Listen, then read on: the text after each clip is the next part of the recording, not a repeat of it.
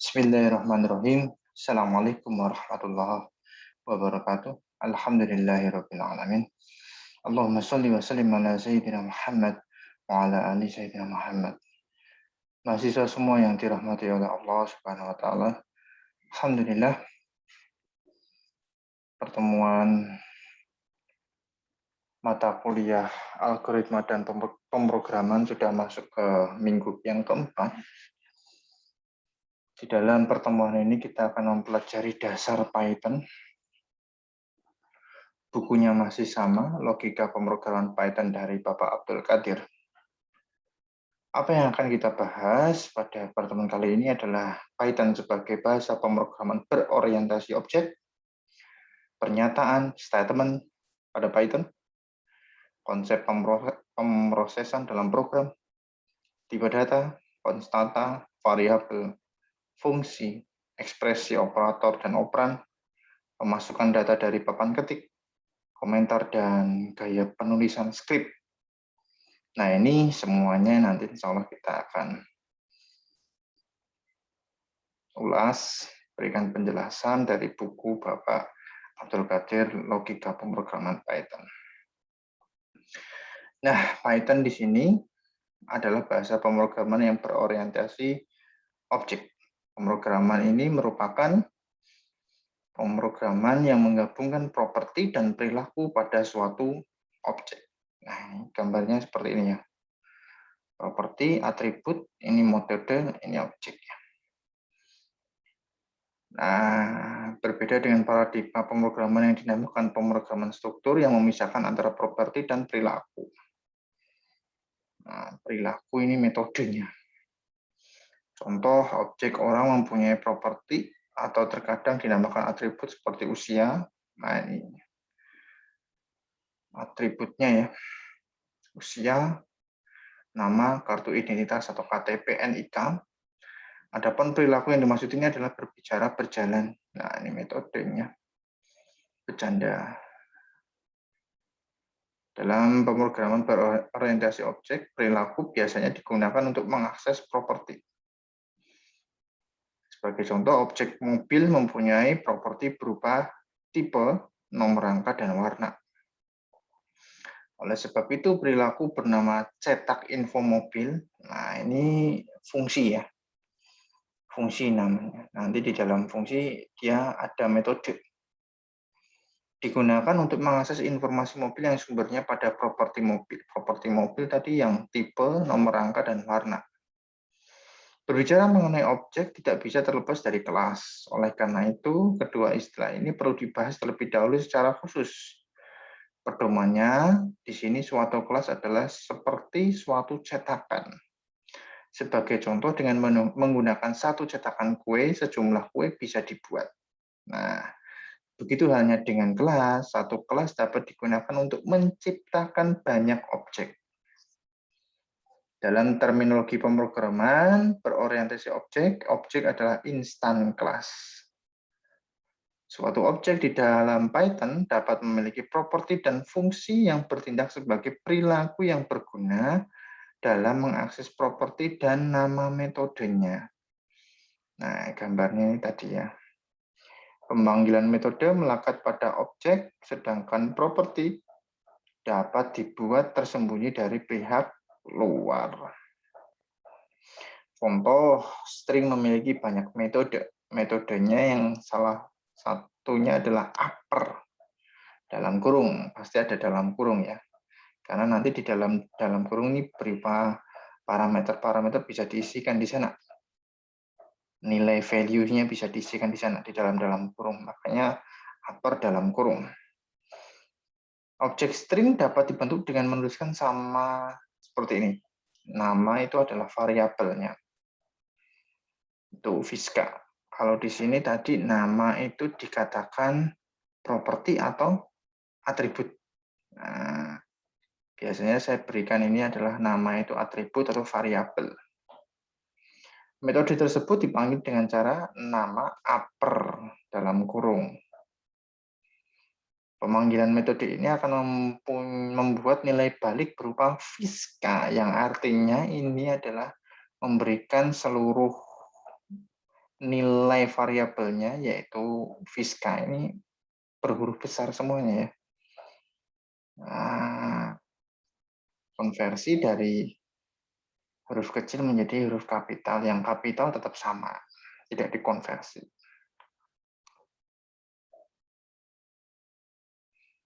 Selanjutnya, sebentar. Nah,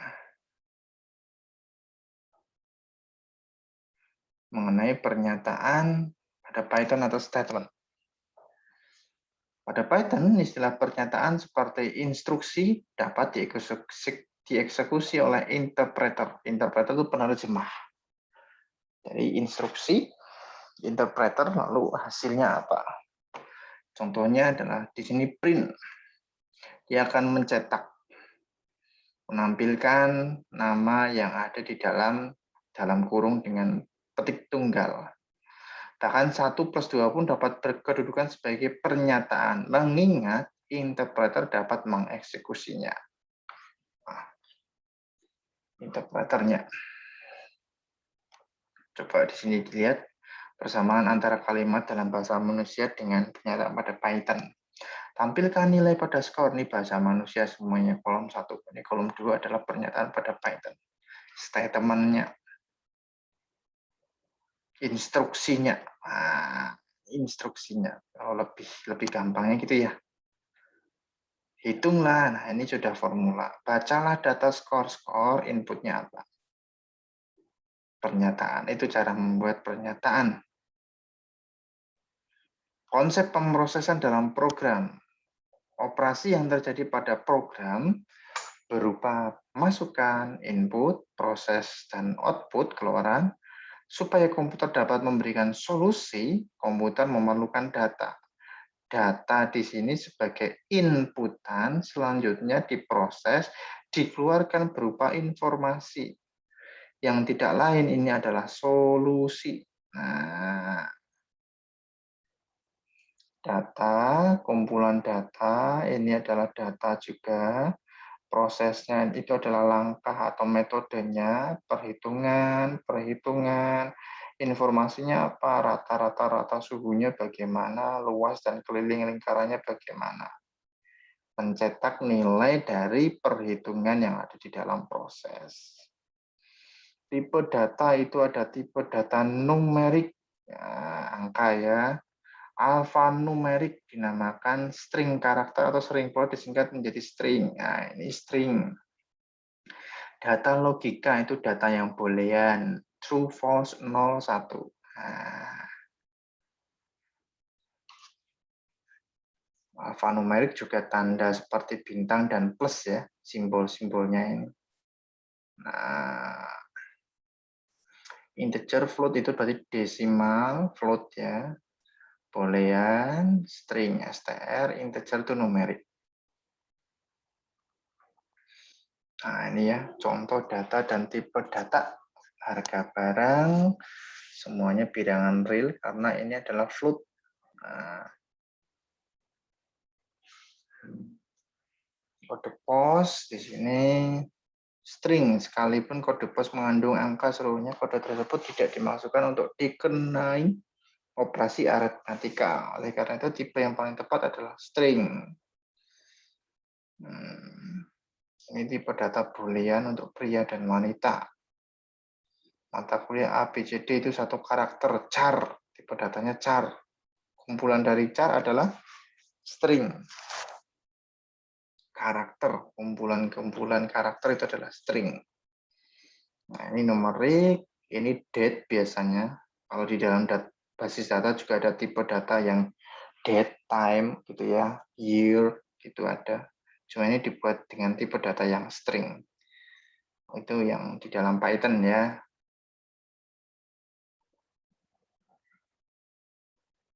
Oke, sekarang masuk ke tipe data menggunakan fungsi type. Ini untuk mengetahui fungsi ini nomor 2, angka 2 itu apa. Kompleks karena ada bilangan imajiner. Nah, gitu ya mahasiswa semuanya ya. Is instance, kompleks, true. Is instance, 2 kompleks, false. Yang benar integer. Jadi ya. Nah, lalu ada konstanta, data yang digunakan pada pemrosesan komputer. Dapat berupa konstanta atau variabel. Kedua hal ini perlu dipakai dengan baik menjadi dasar dari semua skrip. Hampir semua skrip melibatkan konstanta dan variabel. Fokus pada bab ini, subbabnya adalah konstanta ya. Nah, ini contoh dari konstanta bilangan bulat. Ada bilangan bulat positif, negatif.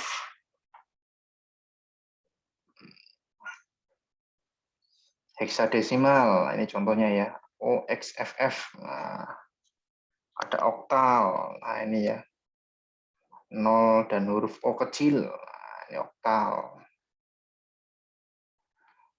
Sistem biner yang biasanya memang untuk memberikan inputan ya pada komputer, mesin komputer biasanya sistem biner. Nah, ini aplikasi kalkulator pada Windows ini. Tampilannya seperti ini. Skripnya seperti ini ya.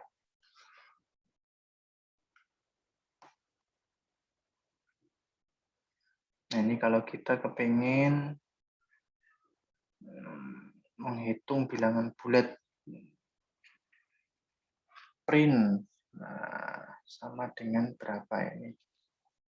Di sini langsung mencetak ya hasil skripnya. Heksadesimal, desimal, oktal, terus ini biner.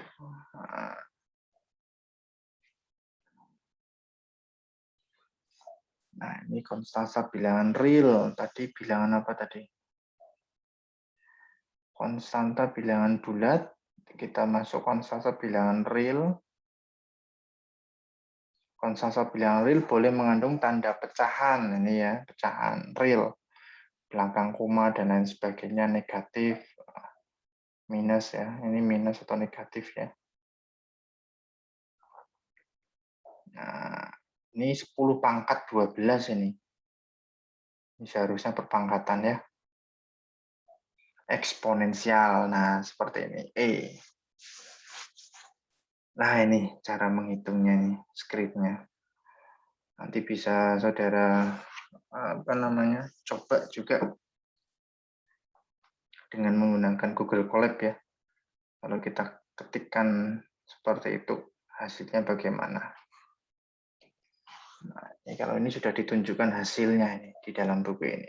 Lalu ada bilangan kompleks di mana dia ada bilangan imajiner nih. J menyatakan bilangan kompleks. Ada konstanta logika true and false. Nah, ingat ya, T-nya besar, F-nya besar. Kalau seperti ini, F-nya kecil, dia tidak dikenali sebagai konstanta logika.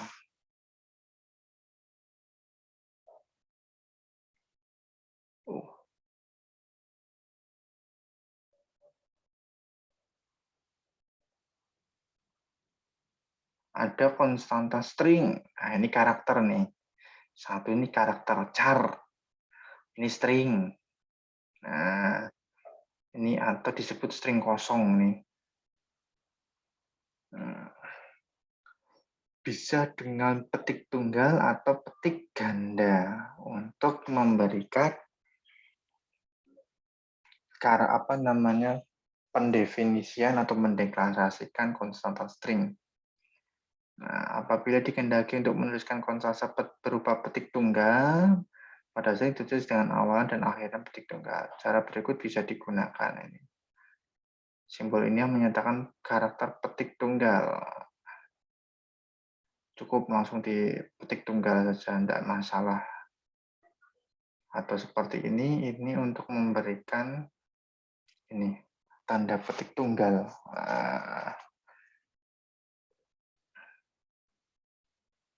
Contoh pertama, penulisan petik tunggal tanpa didahului karakter menyebabkan kesalahan sintak. Adapun penambahan karakter pada contoh kedua ini, nah ini ya, di dalam string ada 3 ini. Nah ini yang tidak diperbolehkan. Makanya untuk memisahkannya harus ada tanda garis miring. Jika di sini nanti stringnya atau tanda petik tunggalnya ingin ditampilkan.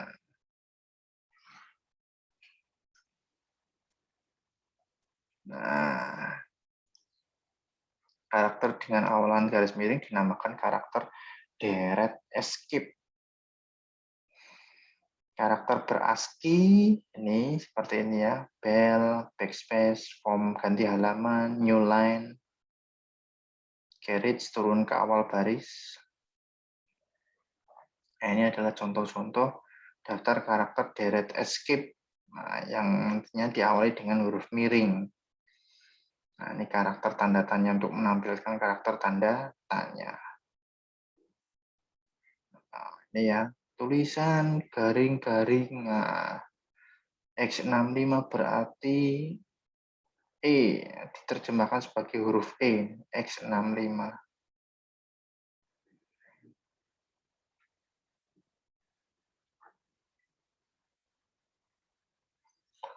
Hasil di atas menunjukkan bahwa X65 tidak diterjemahkan karena ada 2 kali garis miring. Nah, tadi ya. Ini 1N. Nah, ini garis ganti baris ini. Garis miring N itu ganti baris, tapi di sini 2, 3 T. Nah, ini T itu apa di sini? Untuk tabulasi, tab. Nah, itu ya. Bisa saudara lihat di situ ya. Mana tadi? Yang N ini, karakter pindah baris. Tuh. Ke awal baris juga R, itu bisa R. Ini contoh yang tadi ini.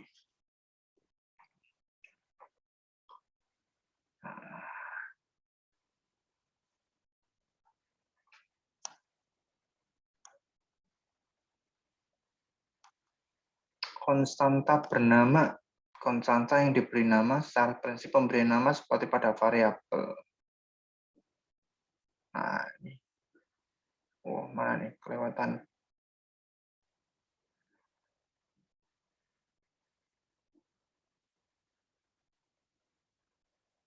Perbedaannya, nama konstanta biasa ditulis dengan huruf kapital. Nah, ini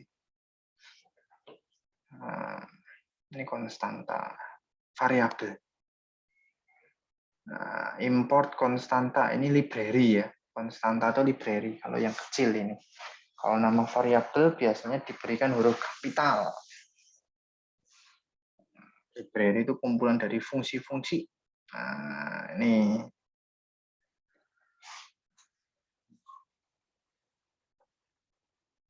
Lalu variabel adalah suatu nama yang mewakili suatu nilai dan nilai yang diwakili dapat berubah sewaktu-waktu ketika skrip dieksekusi. Nah, ini variabel itu bisa disebut dengan merujuk ke suatu objek.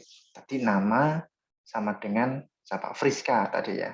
Nah, itu adalah variabel. Yang ini merujuk pada objek. Variabel itu merujuk ke suatu objek. Setiap saat variabel dapat diubah untuk merujuk ke objek yang lain. Jadi konsep variabel di Python berbeda dengan variabel pada bahasa lain. Pada Python, 2 variabel atau bahkan lebih dapat merujuk ke objek yang sama.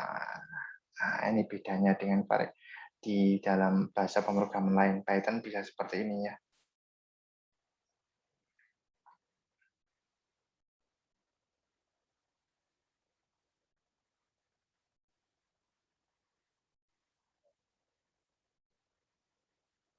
Nah, ini mobilmu, mobilku ini sama ini. Boleh. Nah, ini yang menjadi nih, mobilmu sama mobilku memiliki nilai yang sama. Tidak masalah di dalam Python. Nah, ya.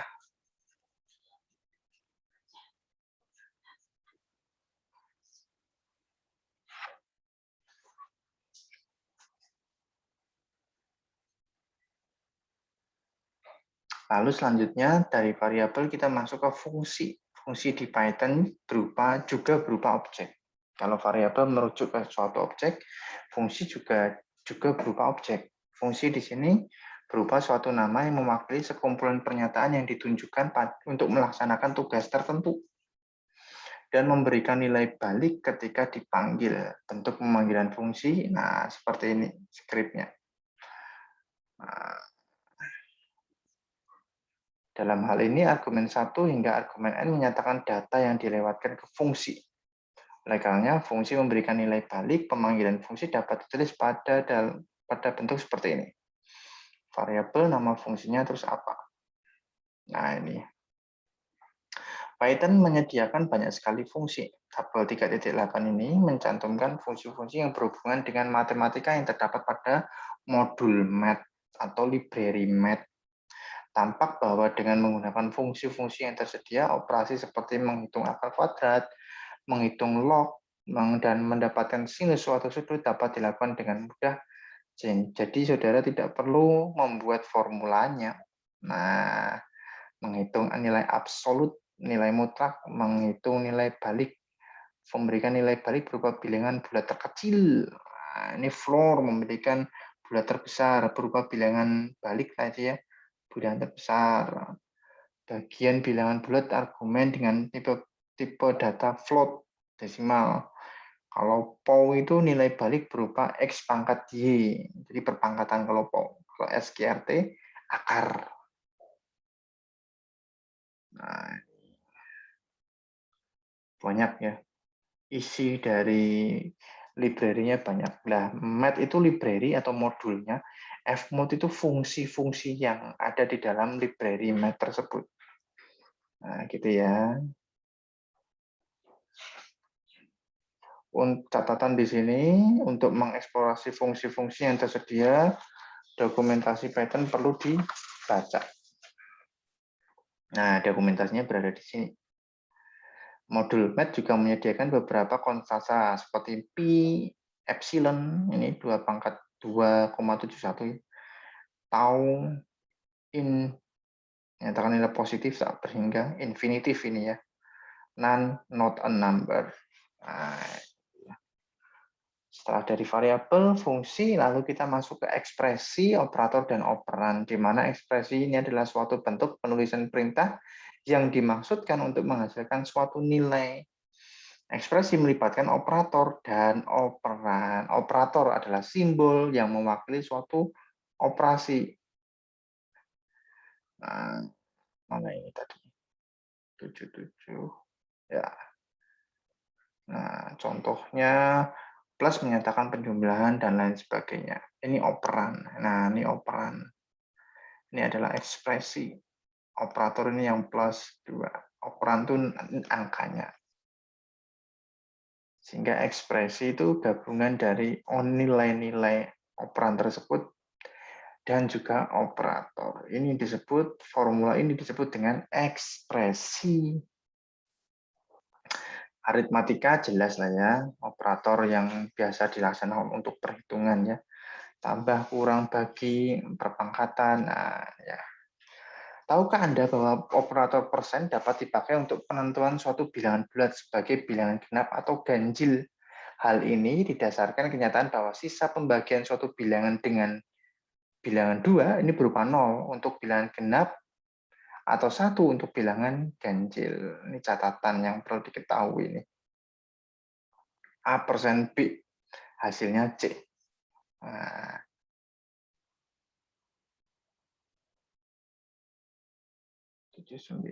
sekarang masuk ke halaman 80, di mana kita akan berbicara mengenai prioritas operator. Tidak semua operator mempunyai prioritas yang sama. Sebagai contoh, nih ya, ini yang harus dilakukan apa? Perkalian terlebih dahulu daripada penambahan.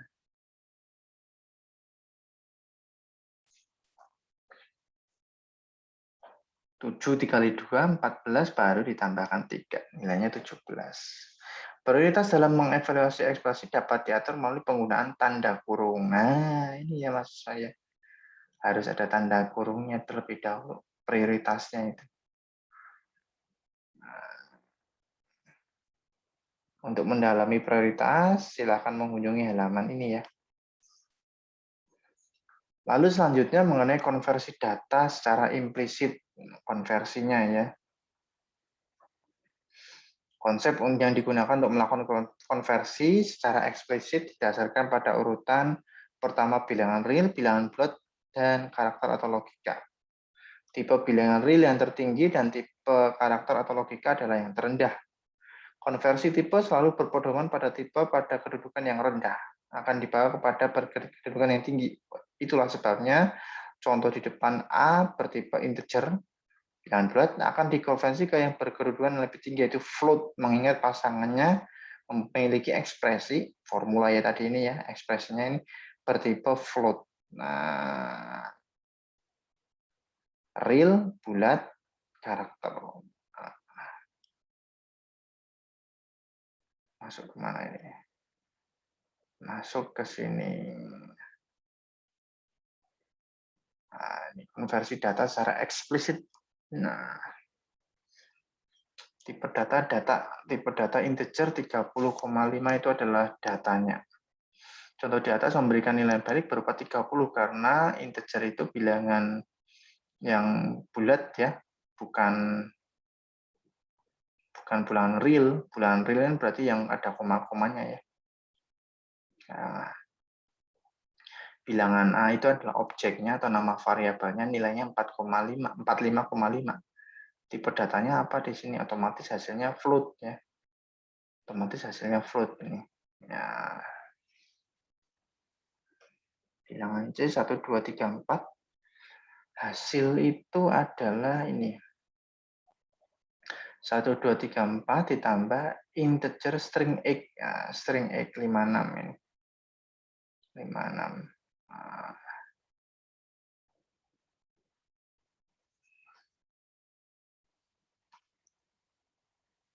lalu kita masuk ke ekspresi dan penugasan. Ekspresi digunakan untuk memperoleh suatu nilai, tadi formula tadi ya. Nilai yang dihasilkan hanya bersifat sementara dan tidak disimpan dalam memori komputer.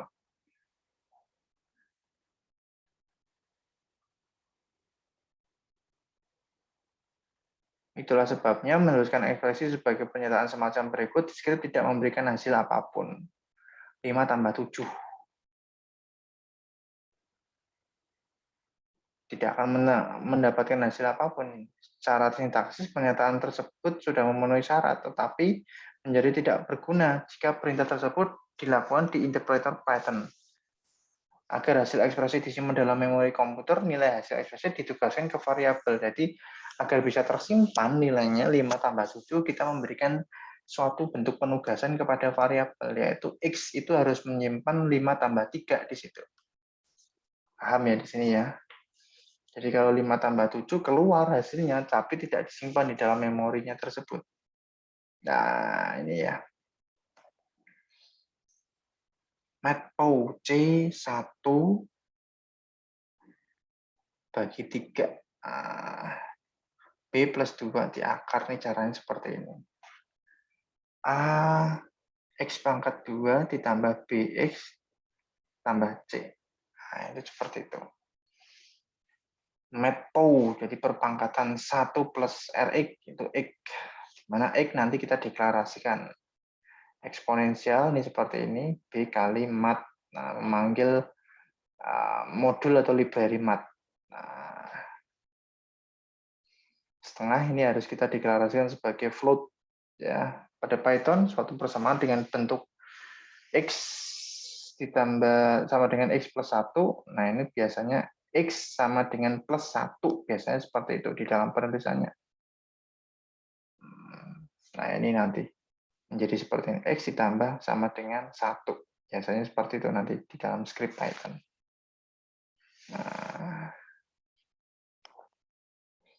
Nah, ini ya kependekan-kependekan skripnya. Nah, terus pemasukan data. Nah, tadi kita sudah masuk ke dari operator-operator ya. Sekarang pemasukan. Jadi memberikan nilai inputan. Harus ada input ini. Variabel fungsi input, mohon maaf. Terus dalam kurung apa yang nanti mau diinputkan datanya. Nilai sama dengan input, masukkan apa saja, nanti dia akan masukkan apa saja ini. Kita mengetik dia. Tes, 1, 2, 3, print nilai. Nah, hasilnya ini. Nah, jadi untuk memberikan masukan, menggunakan fungsi input. Kalau keluaran, output, berarti print. Nah, gitu ya mahasiswa semuanya. Nah,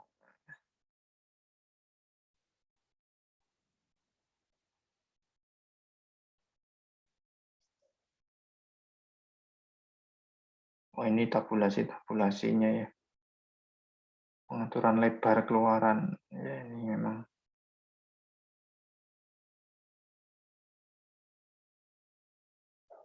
Ya.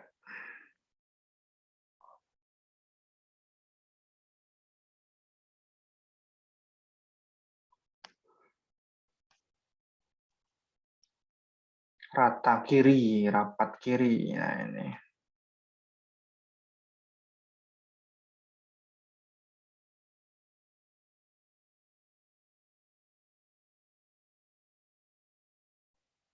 Nah, ini untuk penulisan waktu ya. S itu string. S itu string. D itu tipe data integer biasanya.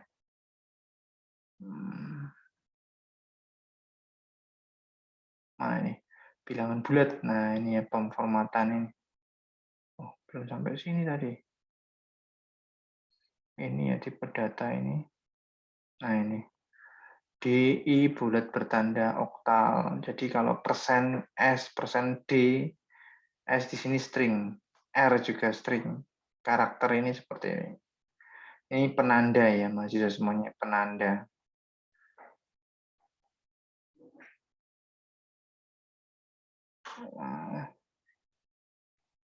30S.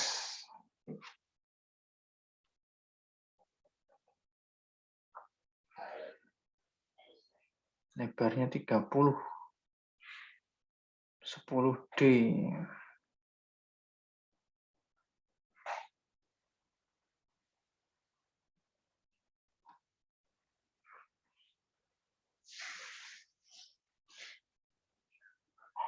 Nah, jadi DI itu sama untuk bilangan bulat. Ini ya, simbol-simbol untuk menyatakan karakter nantinya. Nama barang ini buku tulis A ini string, harga ini bilangan bulatnya. Makanya dia di sini. Untuk ini presisi menentukan jumlah digit bagian pecahan, tipe berupa simbol mewakili tipe data. Nah, ya, lebar presisi tipe penanda dapat digunakan untuk melakukan pengaturan seperti rapat kiri, lebar. Nah, 30 lebarnya, yang ini tadi apa? Menentukan lebar keluaran sama presisinya. Hasilnya nanti seperti ini nih. Buku tulis, terus di sini nama barang, harganya, menjoroknya ya, spasinya itu. Nah, ini string diatur rapat kanan, lebar keluaran juga bisa. Pengaturan rapat kiri. Nah, ini rapat kiri. Minus, dia minus. Terus 10D. Nah, ini sama tadi seperti itu. Terus untuk format waktu ini ya. D, nah ini 0202. 02 ini berarti data bilangan bulat ditampilkan selebar 2 karakter. Apabila data hanya mau 1 digit, maka angka 0 ditambahkan di depannya. Efek nanda 0 nih, seperti itu.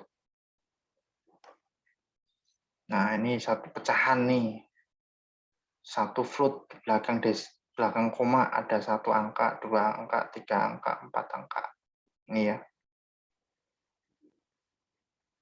Nah, ini 1 angka, 2 angka, 3 angka. Seperti ini. Oke.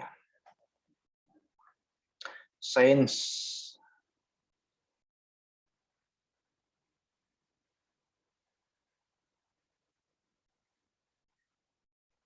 Lihat di sini sains angka bilangan dalam notasi sains simbol E atau E kecil E besar digunakan. Ya. Hasilnya seperti apa nih? Eksponensial.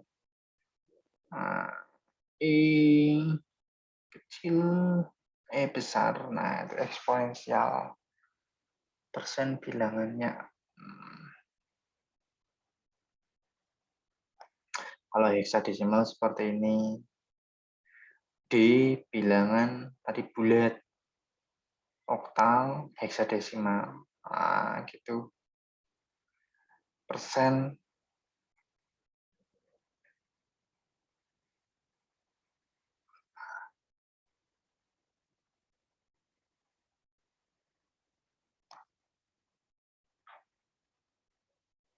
Ini juga ada hashtagnya. Hashtagnya ini ya. Sama nggak nilainya? Sama ya. Lalu komentar, nah ini. Biasanya komentar ini. Garis miring. Garis miring itu komentar. Tidak bisa untuk nanti dieksekusi ya. Tulisan setelah garis miring ini. Karena itu merupakan catatan ataupun dokumen untuk kita mengetahui maksud dari skrip tersebut. Kita buat untuk apa? Kita membuat catatan di situ biasanya. Ini gaya penulisan skripnya.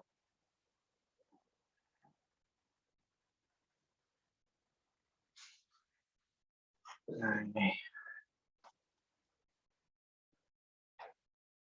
Nah, ini harus seperti ini ya, lurus rata kiri. Kalau seperti ini tidak diizinkan ini di dalam Python. Tidak bisa dia dieksekusi untuk yang B dan C. Pasti invalid sintak.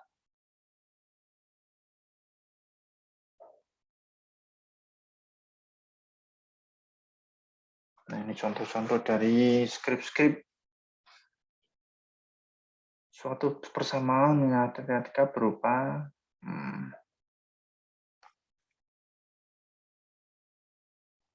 persamaan bisa ditulis menjadi Z plus 4. Persamaan terakhir dikonversi ke pernyataan Python sebagai berikut ini yang ini. 5x dalam kurung Y plus 1 dikurangi 4. Nah ini contoh-contoh untuk perhitungan akar. Ini masukkan datanya ya. A berapa, B berapa, C. Kita yang tentukan. Caranya seperti ini. Harus ada fungsi input. Lalu tipe datanya input nanti kita konversi, apapun itu kita konversi menjadi bilangan desimal atau float di sini. Bilangan real. Nah, ini nih rumusnya. Min B ditambah B kuadrat. B pangkat B ini ya.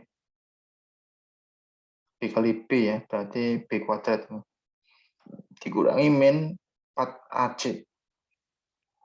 Yang mana ini nanti di apa ini? Di kuadrat, di akar setengah ini. Nah, di akar setengah. Di akar ini. Nah, ya. Nah, ini hasilnya ini. X1, X2. Nah, ini per akar-akaran. Dia menggunakan ini tadi.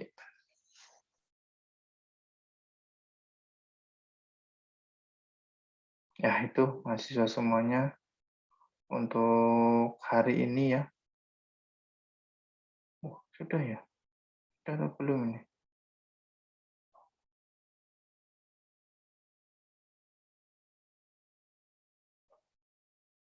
Oh, ini resistor ini. Resistor. Bagaimana wujudkannya? Ini cara menghitung resistor. 1 bagi, nah ini semuanya ditambahkan seperti ini. Hasilnya nanti adalah bilangan apa nih? Integer ya ini. Bukan bilangan bulat ini. R di sini adalah ini, nilai R ini. Mohon maaf. Integer ini ya. Betul. Nah, itu untuk pertemuan hari ini. Alhamdulillahirabbil alamin. Mohon maaf, setelah ini kita akan melakukan sebagai bentuk kehadiran dan keaktifan saudara, tetap kita akan melakukan new discussion mengenai pemahaman Anda dari pemrograman bahasa Python. Saudara juga sudah praktek juga ya, sudah 2 kali pertemuan ya. Silakan nanti membuat new discussion di pertemuan yang keempat ya di sini. Bagaimana pemahaman saudara ini? Saya kepingin melihat pemahaman saudara mengenai Python. Dalam praktikum, dalam teori, apa yang mungkin menjadi Anda sudah paham di bagian mana? Lalu Anda tidak paham di bagian mana? Nah, silakan nanti kita diskusi di pertemuan 4. Jadi tidak ada pertanyaan, saya hanya ingin memberikan feedback ya. Jadi saudara ini setelah diajari praktikum dan teori yang sudah saya jelaskan tadi, bagaimana pemahaman Anda mengenai dasar-dasar Python-nya. Apa yang sudah paham, ini pertanyaannya. Yang kedua, apa yang belum paham. Silakan nanti dijawab dengan membuat new discussion, nama, name, lalu apa pesannya. Silakan nanti kita akan menjawab selama perkuliahan ya. Dan tolong nanti setiap pertanyaan silakan di setiap diskusi pertemuan ya yang sudah nanti saya buatkan, baik itu teori maupun praktikum. Bukan saling WA saya ya, mohon maaf ya mahasiswa semuanya ya. Jadi tidak usah WA, cukup bertanya di sini, nanti biar teman-temannya juga pada tahu hasil jawaban saya. Saya akhiri mata kuliah pertemuan yang keempat ini, pertemuan yang keempat ya. Terima kasih. Assalamualaikum warahmatullahi wabarakatuh.